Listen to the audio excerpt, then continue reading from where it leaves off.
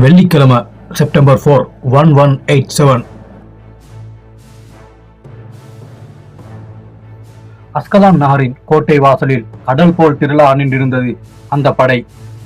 அந்த படையின் தலைவரிடம் சரண் என்று தன்னை ஒப்படைத்தது அந்த நகரம். தமது நீண்ட நெடிய வெற்றிக்கும் சாதனைகளுக்கும் தொடர்பற்ற எளிமையுடன் ஆடம்பரமற்ற எளிய உடையில் குதிரையில் அமர்ந்திருந்தார் சுல்தான் சலாஹுத்தீன் அய்யூபி. 50 வயது, வட்டமுகம், எச்சரிக்கையுடன் பார்வையை செலுத்தும் கூரிய விழிகள், தாடி நரைக்க ஆரம்பித்திருந்தது. தலைப்பாகைக்கு அடியில் வெளியே தெரிந்த தலைமுடியோ கருமையாகவே இருந்தது. போலோ விளையாட்டு வீரரின் லாவகத்துடன் குதிரையை செலுத்திக் கொண்டிருந்தார் அவர். 2 மாதங்களுக்கு முன் நிகழ்ந்து முடிந்திருந்தது ஹத்தீன் யுத்தம்.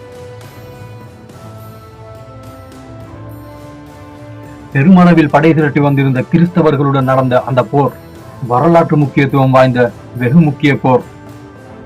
சிறப்பான தந்திரம், அட்டகாசமான வியூகம் என்று சுல்தான் சலாஹுத்தீன் களத்தில் புரிந்த வித்தைகளில் எதிரிகள் கொல்லப்பட்டு காயப்பட்டு பதறி சிதறி படுதோல்வி அடைந்திருந்தனர்.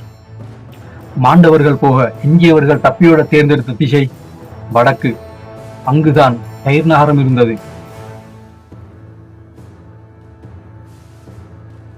அது அவர்கள் வசம் இருந்தது.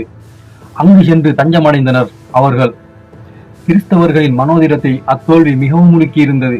தெளிவான வெற்றியை ஈட்டிய வேகத்தில் சலாஹுத்தீன் அவர்களை பின்தொடர்ந்து சென்று அந்த நகரையும் கைப்பற்றி இருக்கலாம். பிற்கால சோதனை நிகழ்வுகளும் தவறிவிட்ட அந்த வாய்ப்பை சுட்டிக்காட்டும்படிதான் அமையப் போகின்றன. ஆனாலும் அன்று அவரது முன்னுரிமையை மாற்றி அவரை எதிர் திசையில் இழுத்தது வேறொரு நகரம். அதுதான் ஜெருசலம்.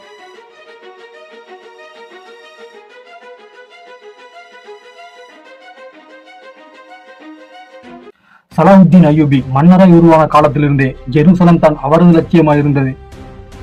நெடுங்க நடைபெற்ற ஒவ்வொரு போருக்கும், அரசியல் நகர்வுகளுக்கும், சண்டைக்கும், சமாதானத்திற்கும் அந்த நகரின் விடுதலை தான் மிகவும் முக்கியமாய் திகழ்ந்தது. அவரது சுவாச காற்றில் அதன் பெயர் இரண்டர கலந்திருந்தது. அத்தனைக்கும் பலனாய் இதோ இப்பொழுது கனிந்து நிற்கிறது காலம்.